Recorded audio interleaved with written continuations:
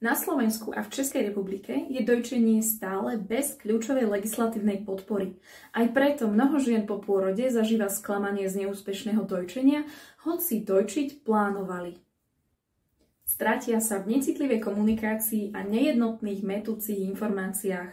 Dojčenie, ktoré si predstavovali ako jednoduché a samozrejmé, sa často zmení na skúsenosť plnú bolesti, neistoty, problémov s prisávaním či obav z nepriberania bábätka.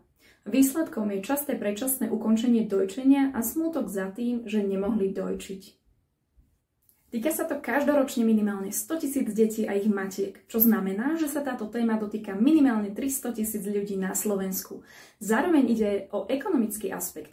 Podľa medzinárodných výpočtov by podpora dojčenia mohla krajine ušetriť 100 000 eur ročne na výdavkoch za zdravotnú starostlivosť, liečbu ochorení a predčasné úmrtia.